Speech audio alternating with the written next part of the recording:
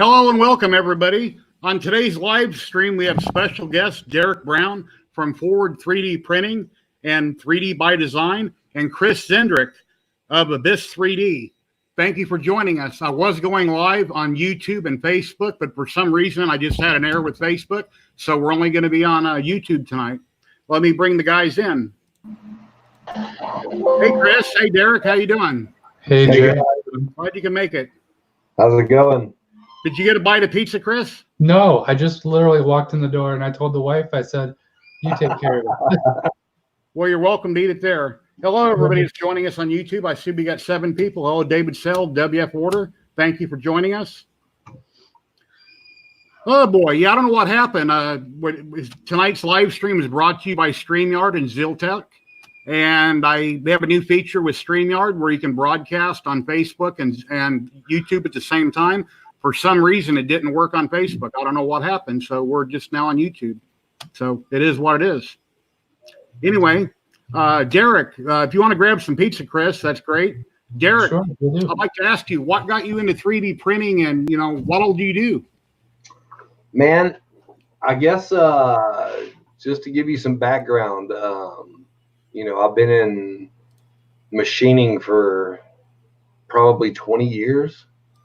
And in the last 9 years, we picked up 3D printing, and me and a few of my friends, we went from buying, expensive machines to getting into the open source and, just kind of continuing off that. We're really into the open source products. We're into anything that you can make and build yourself.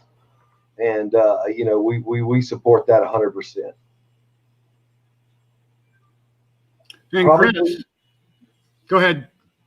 I was going to say probably 3D printing, we're talking, I've been into 3D printing for 7-8 years now. So Do you have quite a few printers? I have more than I can count.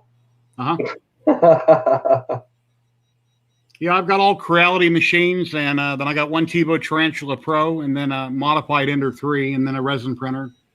Chris. Yes, Jerry. How long have you been into 3D printing, and what got you interested in it? I've always been kind of a tinkerer. My main kind of build experience, I guess, was more into like custom PCs and that sort of thing. About 2011, got out of the military and went to school, and then just kind of caught wind of 3D printers.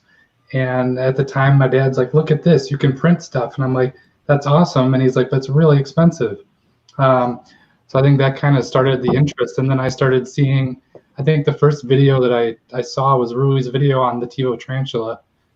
So I grabbed one, and I had 3 of those throughout the years. And that was just my kind of my stomping ground of getting involved with everything. Sold the 2, got an Ender 3, and then it just kind of slowly expanded from there. So it's been fun. I have a TiVo Tarantula Pro. I have a garage full of Artillery X1s that they sent for getting refurbished, and I'm going to try and resell those. So that's part of that Abyss 3D that we're working on. That's a really virgin company right now.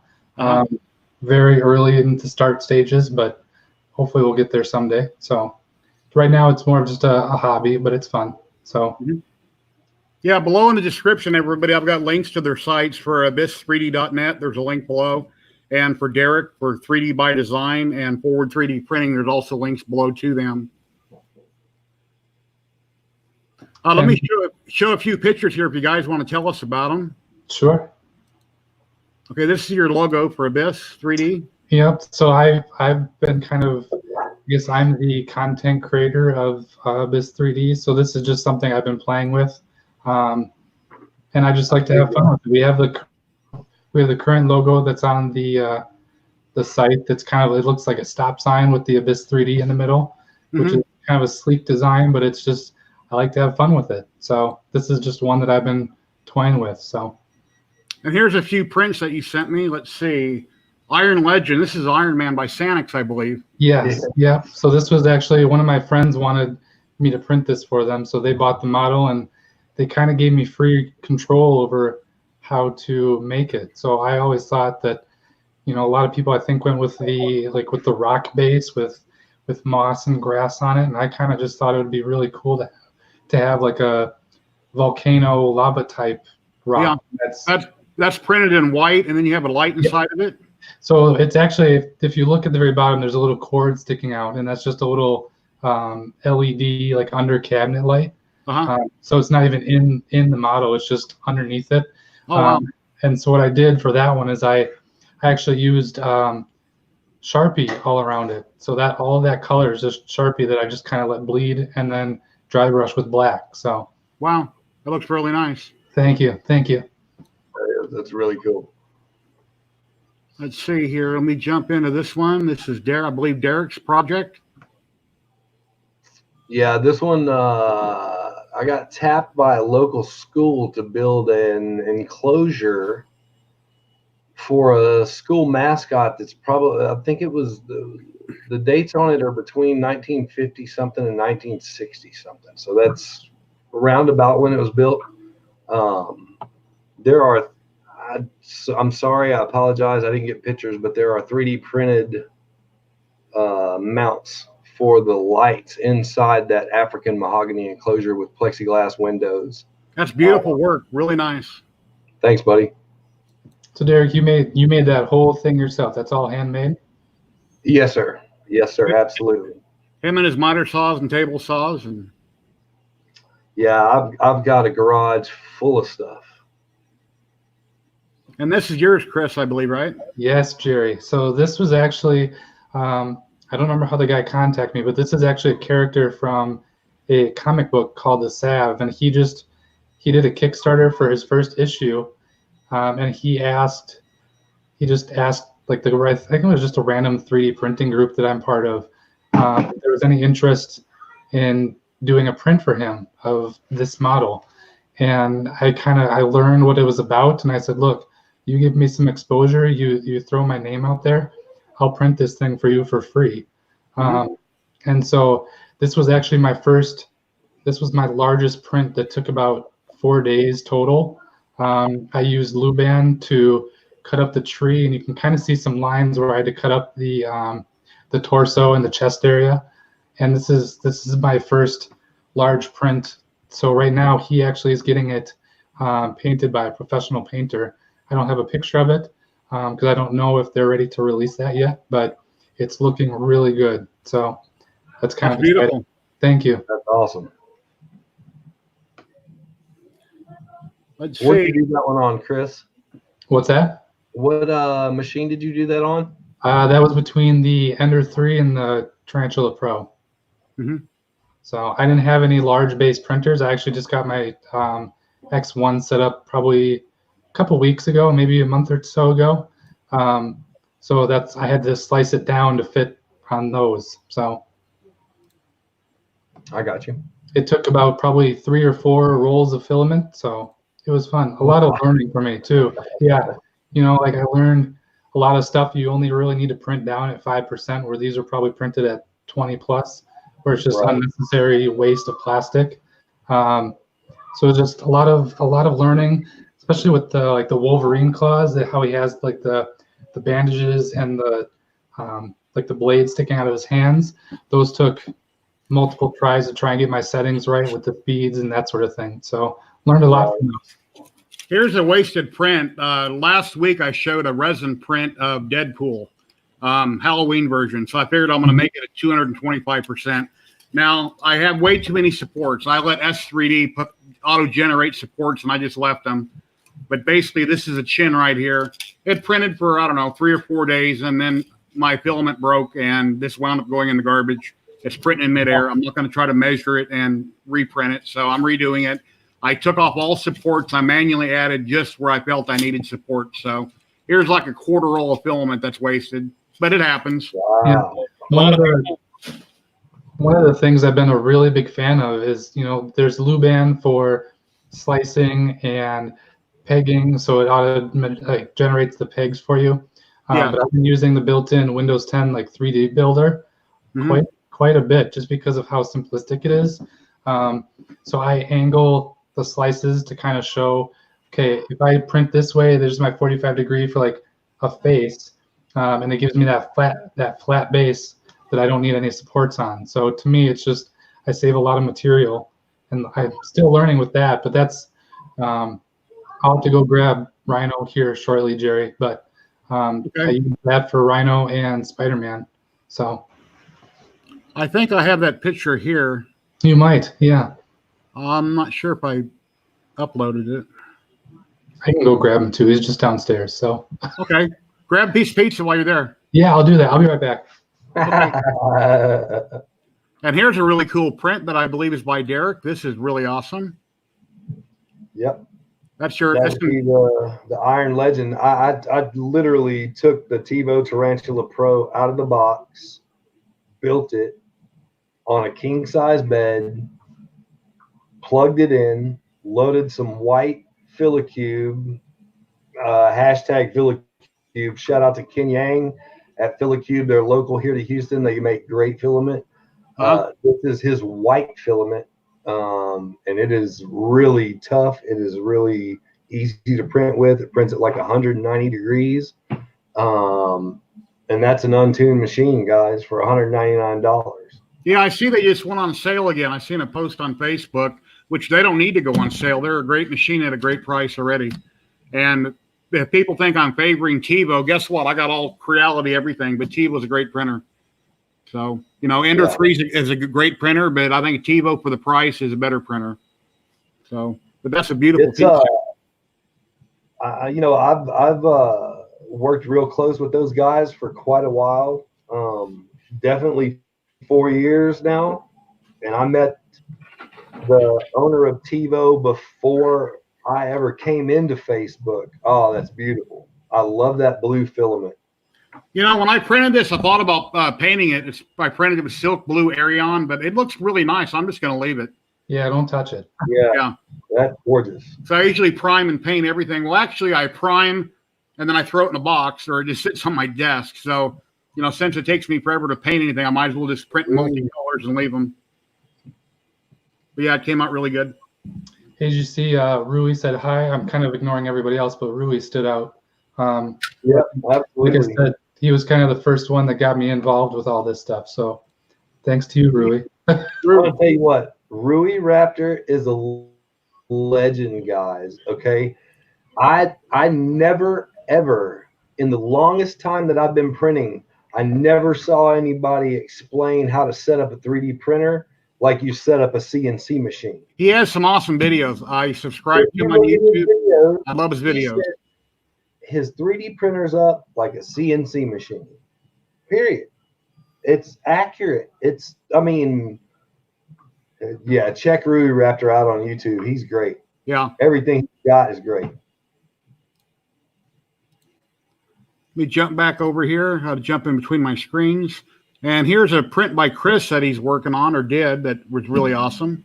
I'm still working on that one. I'm kind of, this was actually my very first, I guess, real paint where I actually kind of took the time to like actually think about how I thought I wanted this to look. So you can kind of see the progression of kind of the bottom left picture where before I did the waves and that sort of thing. And I experimented with some, what's that glue? It's like badge adhesive for cars. So that would give me kind of that texture for the drool. So that's what I use there. And then that top picture is kind of where it sits today. So a lot of it is actually just me experimenting with, I think those are actually not chrome paints, but they're kind of like a higher glitter paint. Did you ever do Aquaman that goes with it? No, I'm working on skin. I'm kind of nervous. I'm actually going to be using Frag's Trinity model for that one. So that's going to be kind of my test for skin tones because there's enough of it there. So, if anybody's wondering, this is by 3D Figure Prints, Dennis Moore, and this is an awesome job. It's an Aquaman model. Man, that glue around the teeth is just wicked. Yeah, that's just I guess that's just that adhesive, and I used a toothpick to just glob it on. So okay, I got you. I believe Kevin Sharp did a model on some of his models where I think he actually used hair and he glued the hair on and then has a drill dripping down the hair in spots. Yeah. That way it looks like it's dropping in midair. Yeah, I think he used hair and then like super glue to make that effect. That's awesome. Yeah, it's pretty cool way of doing stuff. So I didn't grab pizza, but I did grab Spider-Man. Nice. So he's got a stick right now, but he came sliced, so you can probably see if I get close enough. This is where Greg made the joints here.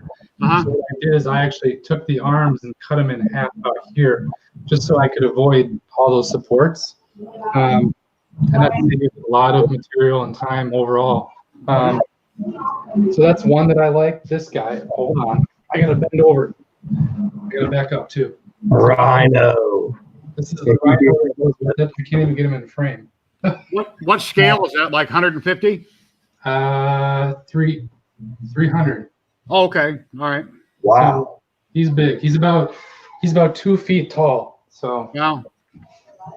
Yeah, Fragments is doing some awesome work. He gets better and better with every model that he comes out. He's really awesome. Agreed. You know, he's one of the modelers where him and I talk pretty frequently, and it's just his work just keeps getting better. And it's just he's one of those guys that I'll support any day of the week, and I'll try and promote his stuff, and it just seems to be getting better. So, well, you can imagine my surprise whenever he makes a post. Hey, I'm going to so-and-so college at the north side of Houston. I'm like, what? Bro, you're in town. You're right down the road. Right now, he's selling that Enterprise model. It's got all the Star Trek kids on top of it. It looks really cool. I love that. And I'm waiting to print a really big Star Trek. So when I get that from him, I'm going to have to throw it in my slicer and see how detailed it is and figure out how big I want to make it. So, but I have no problem with hanging models from my ceiling. This is my hobby room is a living room. It's a huge area, and I can hang whatever I want. I'm like a 55-year-old, 10-year-old. So, anyway, one of the things I'm always looking for is new stuff. I think the 3D model market is so flooded with like superheroes and stuff, just because that's what people want. But I feel like a lot of modelers are kind of going back to their roots of like, let's just have fun. Jerry, you might have seen Daniel's post with the Sonic model and that sort of thing. Yes, DTR, yes. Yeah, so that just looks to me like that's something different that not a lot of people are doing. So I have his first one. I haven't printed it yet. I have a lot of modelers, and I've got stuff backed up, and I got stuff to print for the rest of my life. If I never got another model from anybody or bought another model, I've got stuff backed up like most people. I'm sure most of the guys watching got file after file, and if your computer and hard drive ever crashes, you're going to cry. So I got a couple flash drives. I try to back up all my stuff up on flash drives. So I get to live vicariously for you guys. I print a lot of technical stuff. I get to print brackets. I get to print functioning prototypes of stuff. You guys get to print all the pretty stuff and paint it. Right. You know what I mean? Yeah, I've had a few people ask me, said, do you print anything usable? I had on a couple of my videos. I said, no, I like printing models, but that's cool. That's really nice. I've got a picture of that here. I'll show in a minute. That's really neat. Did you print that in multiple colors, or did you paint parts of it? It's all white, black, and orange. And then I just painted the mouth, the eyes, and then the shading around the eyebrows. Okay, here's another picture of it here. It's a 1-to-1 movie model from Disney. So Okay. Let's see. I think I got another picture of this same one. Yeah, that's beautiful. What's cool about printing in multiple colors is it's perfect, and you don't have to paint it and get paint. It just comes out perfect. yeah, I mean you can see in that picture there. There's just a little bit of blue and purple around the eyes, and then the blue and purple in the mouth. That's it.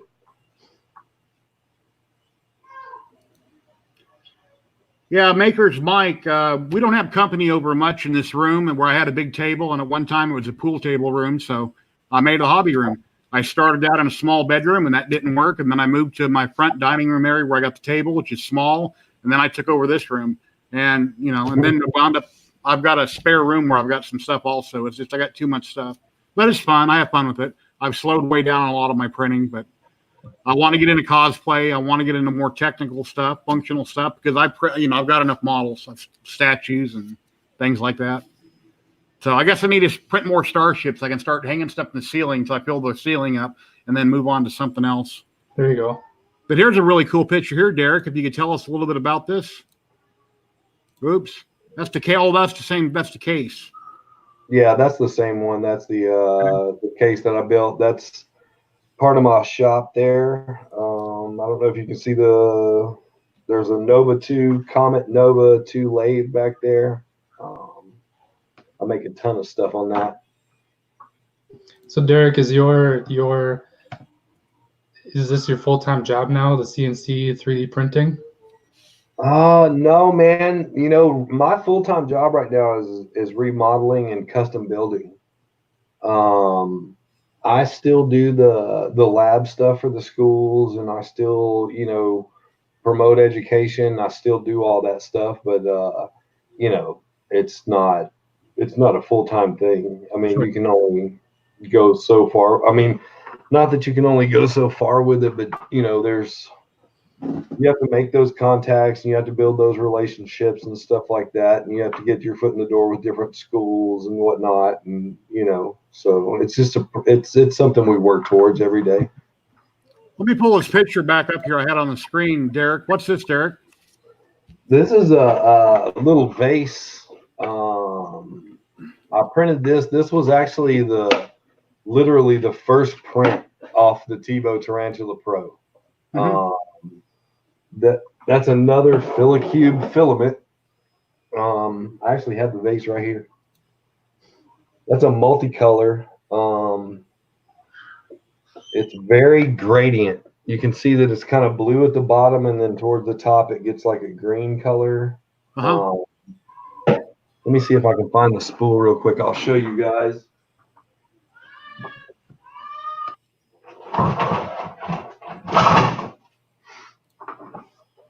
This spool is the PLA2, but you can kind of see it's a pastel transition all the way through the spool.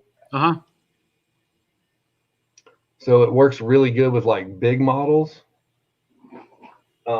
So you can get that multiple color transition. Yeah, a lot of infill or supports or something, yes. Yeah. But I got to tell you guys, for the $17 to $20 price range, especially on Amazon, Filicube, it's by far one of my favorite filaments. I'm working with a roll right now. Let me see if I can share this with you guys.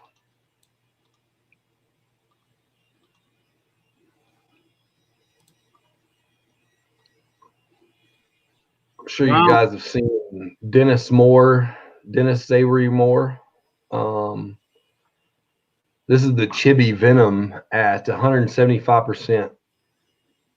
And my plan is to anneal this. I was specifically told, as you can see here, let me break this off. I'll show you guys real quick.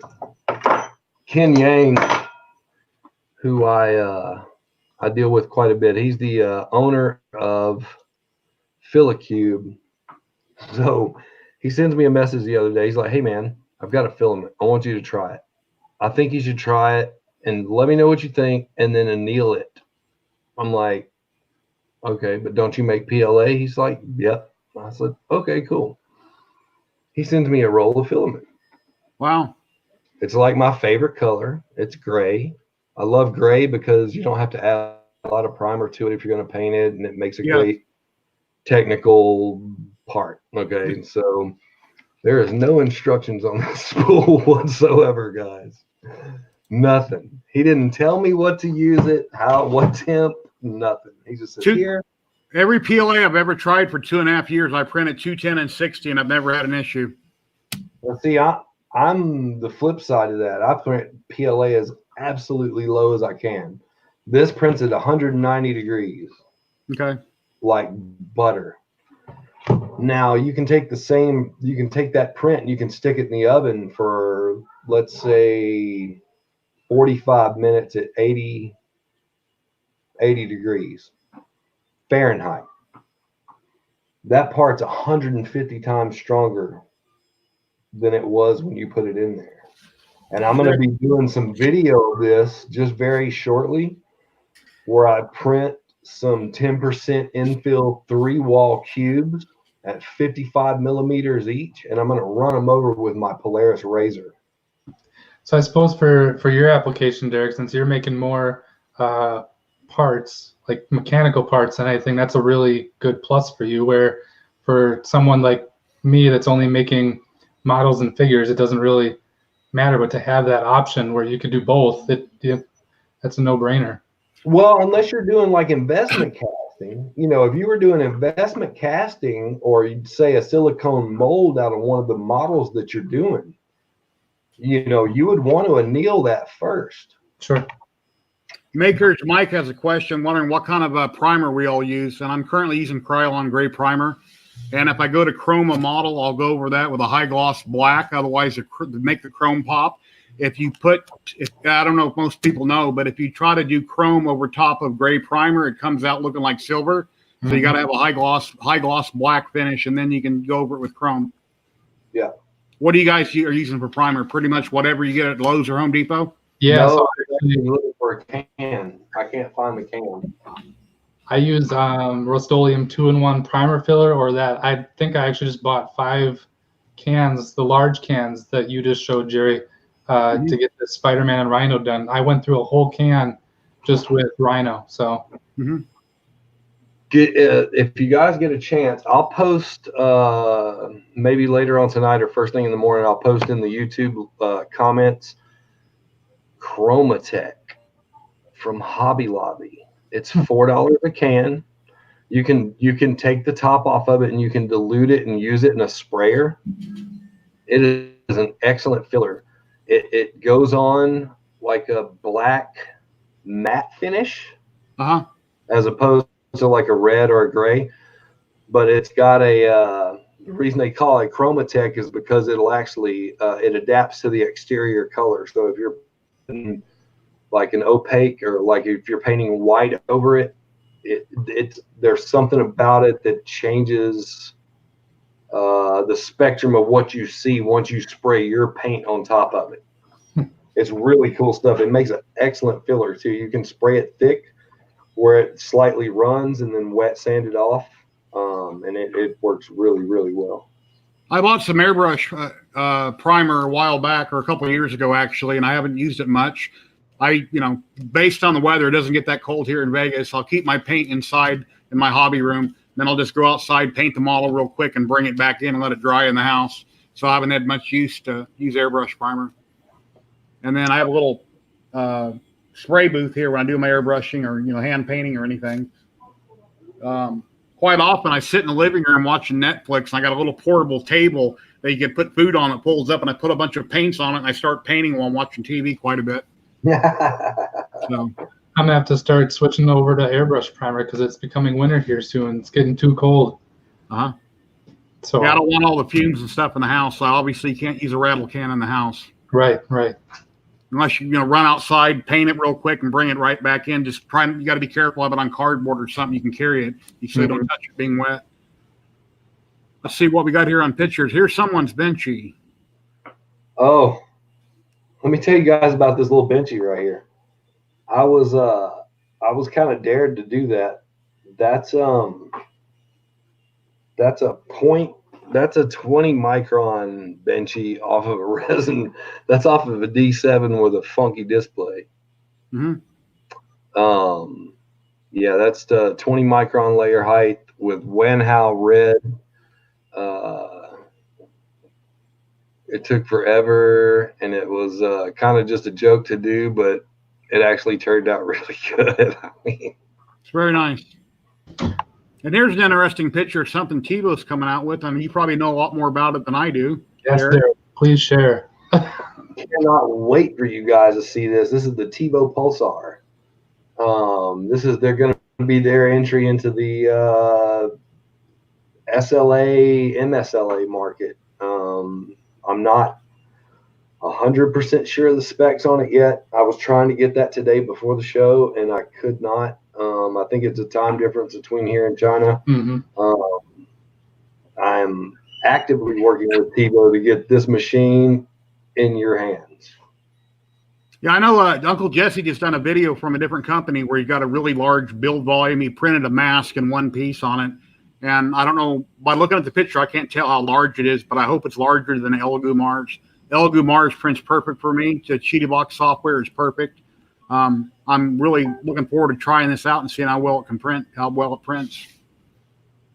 Yeah, definitely stay tuned to Jerry's channel for this, because he'll definitely have this printer in his hand. I've not been able to dabble in the SLA resin world yet, but my buddy just picked up a Mars last week because of you, Jerry. Actually, I recommended it. He asked me about it, and I said, "Look, the only one I know of is the one that this guy's got. You should go get it." So he did, and he's kind of telling me about his workflow where he uses the G2 box, and then there's some verifier, and he's like, it takes me 2 hours just to do a file.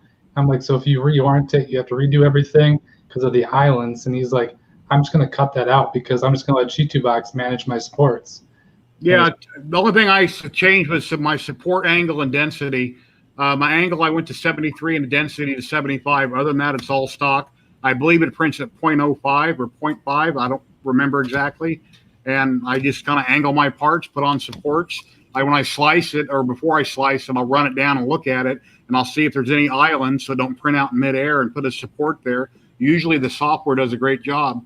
What stopped me from buying one for 2.5 years, first off, originally was price.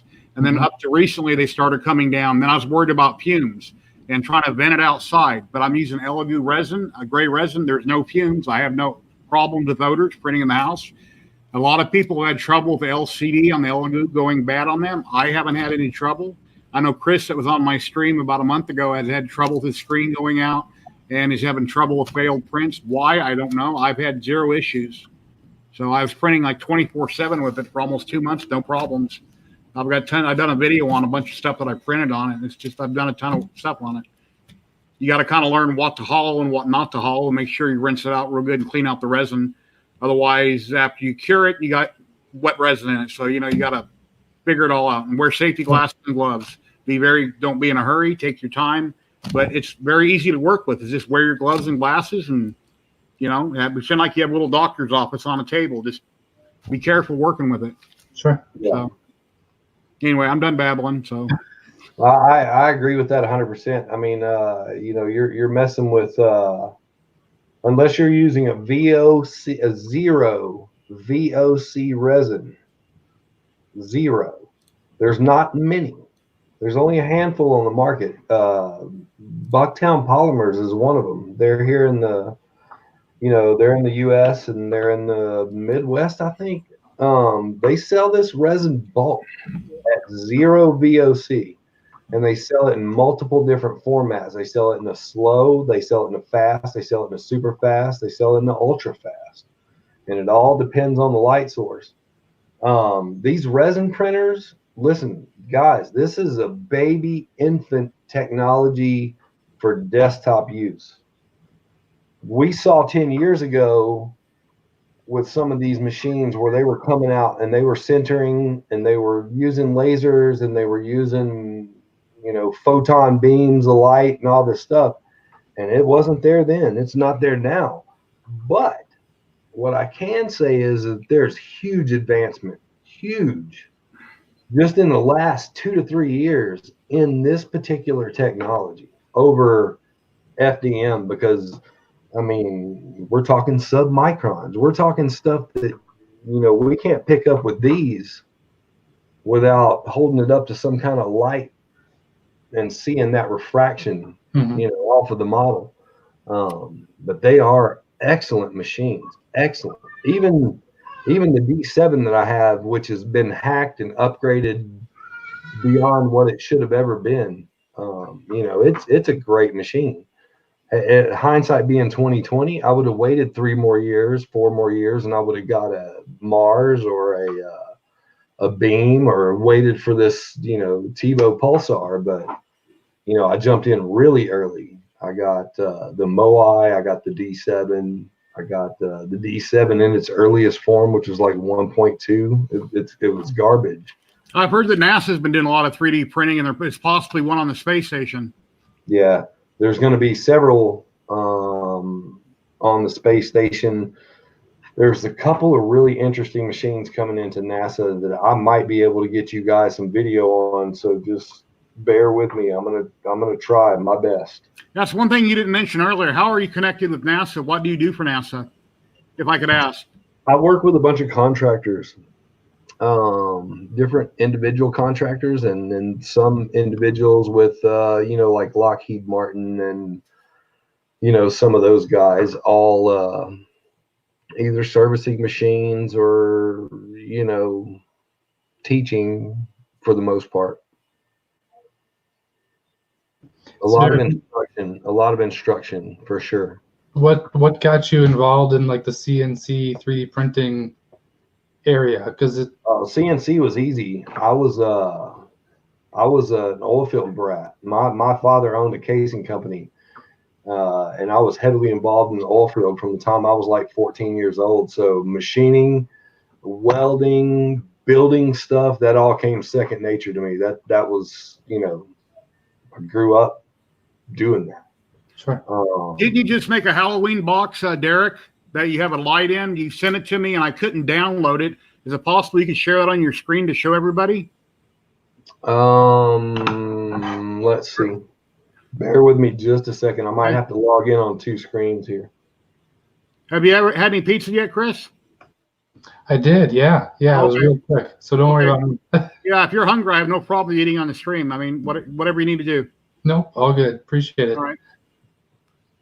And Jamie Lee said, okay, what am I watching? If you're still here, Jamie, it's all about 3D printing and painting, CNC machines. I have different guests on every week that talk about what they're doing in their life regarding 3D printing or anything, partially related to the 3D printing community and world. That's what my stream is about every week. Jerry, do you have any projects that you're working on? Yeah, for a friend of my son's, I'm not for sure yet how it's going to turn out. I'm experimenting. I'm printing. I got off Thingiverse. It's a Terminator 2 arm. It's like a skeleton arm, and the fingers will agitate and move. And I'm going to chrome it. I'm reprinting a few parts right now on the Ender 3, and I've got most of it gray primer, and I've got to do a little sanding, reprime it, paint it with high gloss black, chrome it, et cetera, et cetera. And that's the project I'm working on. And then I've got the head by Sanix that I'm working on. And then I've got other stuff lined up to print. I just have to see what printer isn't broke down and, do some printing. Sure. So I think I actually did that same model, Jerry, that Terminator arm. And the only piece of advice I would have is the way I did it for like the articulation is I used bars because like coat hanger. So I snipped coat hanger because those finger pegs that they give you to print are so fragile. Like to me, it just made more sense to actually go with a piece of hardware to kind of loop those through. Yeah, the ones you're talking about that look like little coat hangers that are hooked. I've tried to reprint them 4 or 5 times. Yeah, I tossed those. Yeah. I just used coat hanger and snipped it and bent it just a little bit and then super glued it into the peg, and it was so much easier. Jerry, I don't think the mobile option will allow me to do what we need to do. Okay, let me pull it up on my Facebook. Go ahead and keep talking, guys, and I'll find it here. I'm not sure what that's about. Let's see. It seems to have better quality on my phone than it does on my laptop, but nevertheless. Jerry, I'm gonna search and see if I can find that arm for you, the finished product. Okay, I've got it right here. Let me pull up.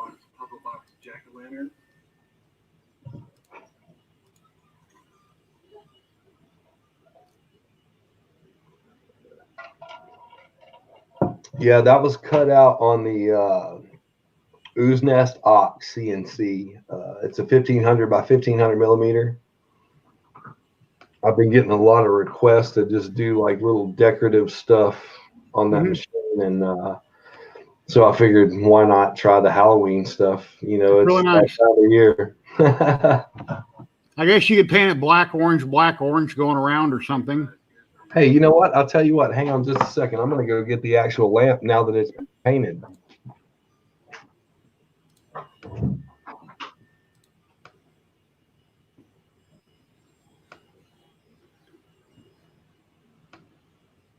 And I think this, I'm almost there, Jerry. what's that? I said, I think I'm almost there to find you that picture. I got a lot of pictures for this guy. So, All right.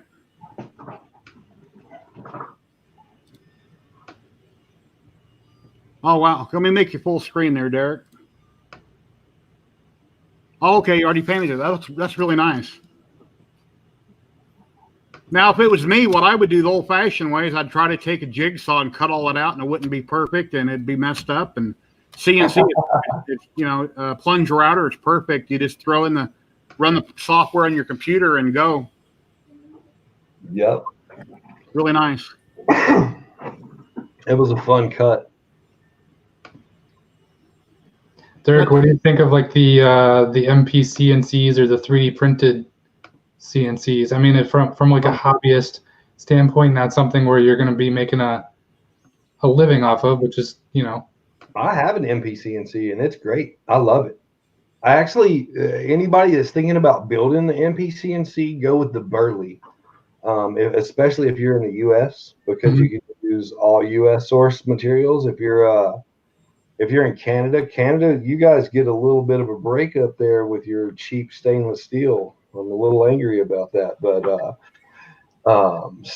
any of our friends in Canada, they can make this machine out of stainless steel for like, really close to what we can make it for over here in galvanized pipe, or EMT is what the preferred tubing is from Home Depot. But it's a great machine and it works awesome. Let me answer a WF Orders question here real quick. I use brass 0.4 nozzles on everything that I print. 1 millimeter or 0.12 millimeter layer height I use for really super fine detail on models or fingers or hands if they're real small. 0.2 typically for bases. If I'm in a huge hurry, I'll do 0.3. I usually don't. Usually 0.20 on everything for bases because there's never really super high detail on bases. And originally, for the first probably year and a half, I printed my mask, everything at 0.20 layer height. And then I started getting down to 0.12. And then once in a while, I do a 0.1. But as you know, 0.1 and 0.12 takes a really long time to print. So if there isn't really super fine detail or little tiny fingers, which I have to have up in the air anyway, I usually go to 2.0. It depends what it is. If I do a mask or a helmet, it's going to be 0.20. There's no reason for that. If I'm doing a base to something where I'm going to put a light or whatever in it, 0.30 would be great. It doesn't have to be super high detail, and it's going to turn out great. So that's, if you guys got a different take on that, you're welcome to add to it. No, I think even like a lot of the stuff that I've been doing, I do at 0.2, just because the printers are printing so well now, where it's like on my old original tarantulas, you had to print everything to make it somewhat decent to get rid of all that acrylic. And now it's just, they've come to the point where, it's just at 0.2, I'm like, this looks great, especially once, you're done post-processing and primer filler.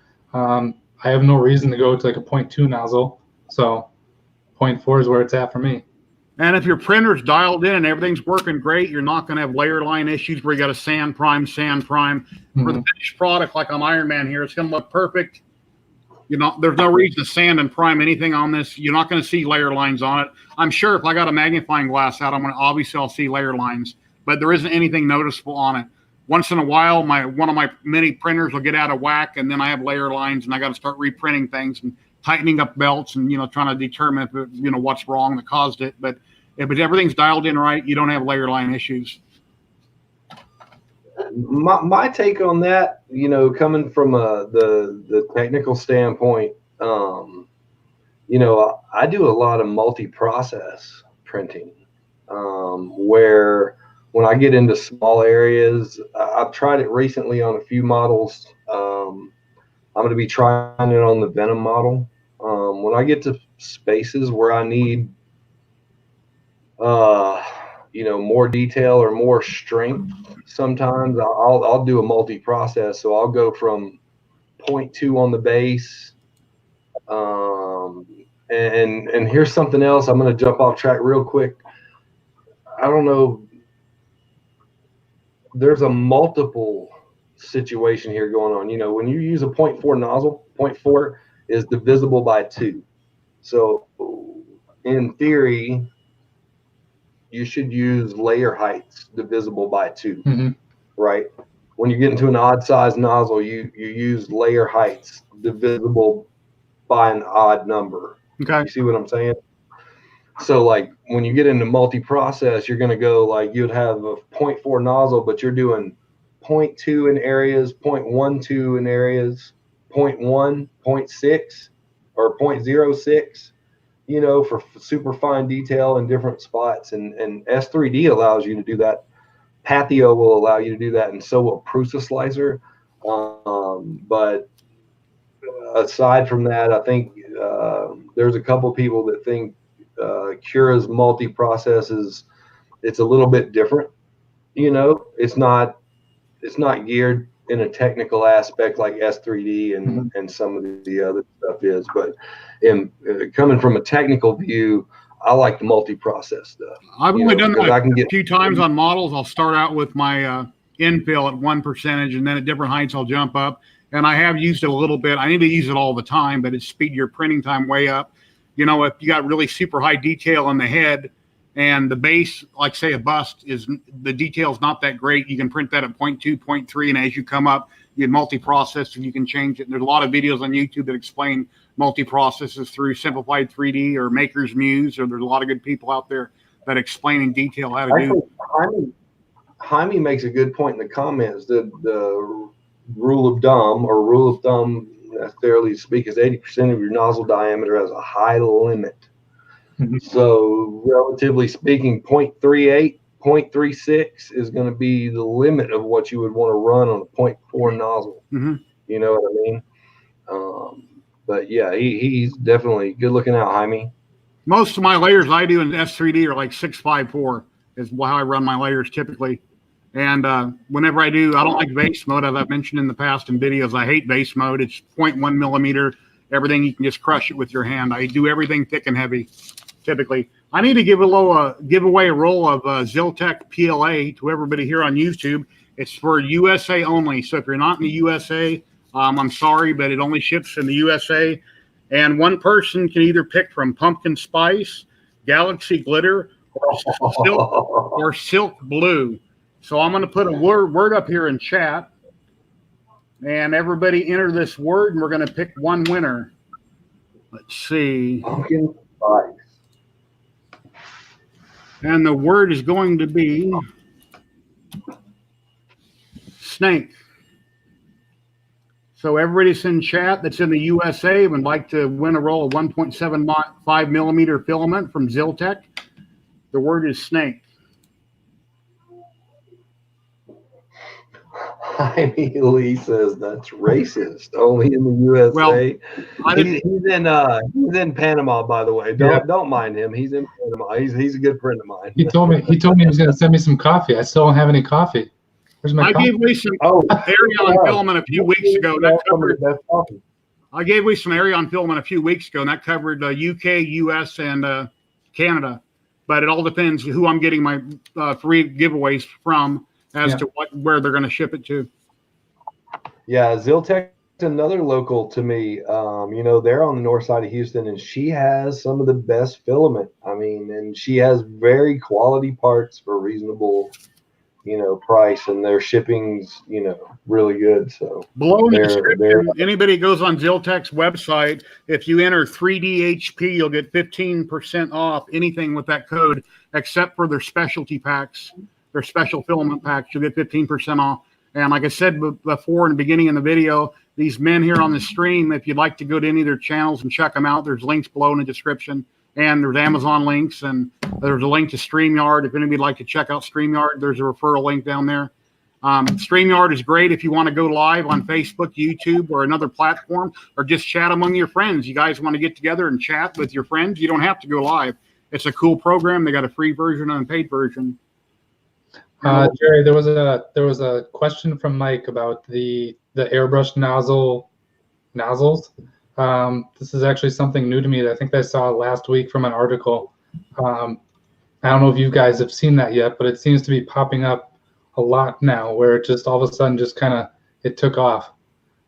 David Sell is our winner. David Sell. I'll put my email here in on YouTube. please email me whether you'd like pumpkin spice, galaxy glitter, or silk blue. Send me your name and your address, and we'll get that sent right out to you. I'll contact ZYLTECH.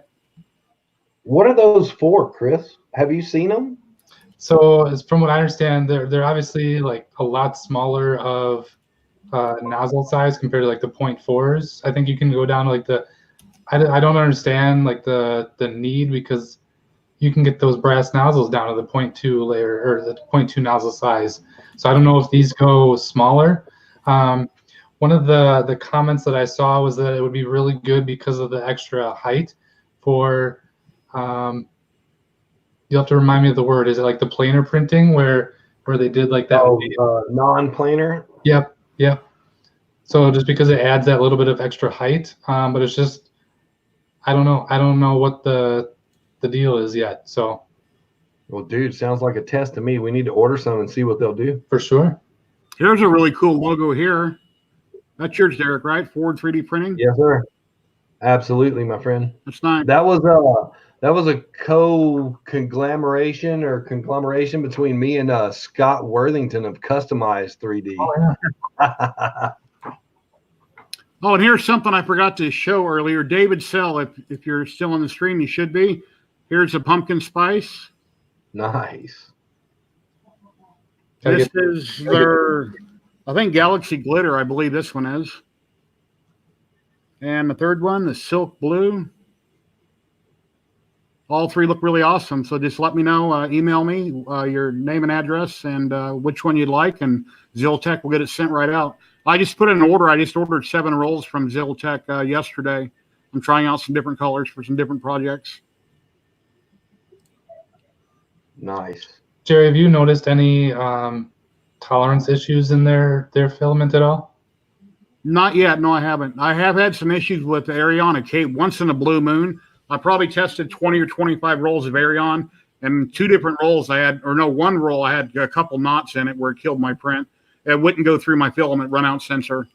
But other than that, no, with ZYLTECH, no, not so far. I've had no issues. I got fortunate. I was able to get some of their carbon fiber PLA, and I've always wanted to print with it. And I'd switched over to a stainless nozzle, and that, I think it was just because of the particles in it. Derek, I might be using the wrong terminology, but I think with the whatever was in that filament, the layer lines were virtually invisible. So 0.2 layer height, like I was pulling off parts. I did a hot end like fan cooler for the Ender 3, and it literally looked like it came off the factory floor. Stainless parts, don't you have to have an oiler in line if you use the stainless? Carbon fiber, no. You need a wear resistant nozzle or a wear proof nozzle like hardened steel, tool steel, or stainless. Mm-hmm. The carbon fiber will still eat stainless steel like it's a big no, but it might be hard. You can oil it and it'll work really good. Hardened steel is preferred, obviously, because it won't wear those carbon particles. They're rough. I mean, they're way rougher than anything you've ever felt. I did that on, I think I did that on the Tarantula, the Pro, and it chewed through the plastic like on the extruder. So I put a lever. The lever, and it got through the lever, and it started eating right through the actual extruder housing. Mm-hmm. My Tarantula Pro, the only thing I currently have an issue with is on the extruder where the filament goes in, where you squeeze the lever. It wore through the top of it from being at an angle, and I had to temporarily, I needed to buy a replacement part or replace the whole thing. I had to put a zip tie on it. So the filament goes through and catches that zip tie. It cut through to the plastic from rubbing. Did you put PTFE in there, Jerry? That's what I did. No, just PLA, just from rubbing and the height going up and down, rubbing against it. Yeah. That's really cool. There's a big nozzle for you, Chris. Replica of the E3D 4.0 nozzle. Or 0.4, sorry. It's nice. Here's a Hulk. 200% on the FT5. That's by Sanix. Mm-hmm. That is the sword from Transformers Dark of the Moon. Full size. And the Prusa Fluid Base in Filicube Tiffany Blue. mm-hmm. This one, when I first got it from him, it took me a second to realize what it was. But at first, I'm like, what's he sending me? And then I realized what it was. Rick. Pickle Rick. Pickle Rick, man. Happy Christmas. That's printed 50 microns as a Christmas ornament on the D7 with Wanhao white and that's Wanhao white and Monocure white mixed together, a little bit 50-50, I think. Yeah, Mark L. Baker has a question. He says, what about the ruby nozzles? I've never tried a ruby. Have either one of you guys? No, that's too rich for my blood. My partner Yordi has one. As far as I know, he likes it. He has also passed said nozzle on to another admin buddy of ours, Benjamin Kentop, and he's used it. He says he liked it. It broke while he had it, and then they replaced it. So, as far as I'm aware, they work good. They're completely wear-proof, and apparently their warranty works good. So, yeah, Jamie. Hey guys, Jamie, I'm gonna go tuck my food in real quick, and I'll be back. Okay. Here's another picture. Let's see. That appears to be PLA. It's a Rook. Mm-hmm. And that's Derek's. Yeah, I didn't send you too many pictures. I just sent you one of that Terminator arm. I don't know if you want to download it or not. I'll answer this question for the abrasive. For me personally, when I print, I usually keep a roll on at a time. So if I'm going to do carbon fiber, I'm going to just go until that spool's empty. So typically with my Tarantula Pro, I put the hardened nozzle on there, and I still print PLA, but that's mainly I'm using that more for the carbon fiber filaments and the wood filaments. And then my other couple printers are just strictly PLA. I'm not really interested in much else. I do some PETG every once in a while, but it's not enough for me to worry about. So. Oh, I downloaded. Wait a minute. You keep going. I put that picture in the wrong place. Oh. Okay, it's uploading right now. Yeah. Derek, I was going to ask you about this picture here, Derek. This is a Rook and PLA or PETG. That is ZYLTECH, if I'm not mistaken. And yeah, it's the Rook. I tried to get the other picture to come through, but for some reason it wouldn't come through where you could see the DNA helix all the way up through the middle. Okay, that's what I was going to say, the DNA thing. I printed that in PLA with the spiral staircase, and I printed that in resin. It came out awesome. And actually, I printed great PLA also.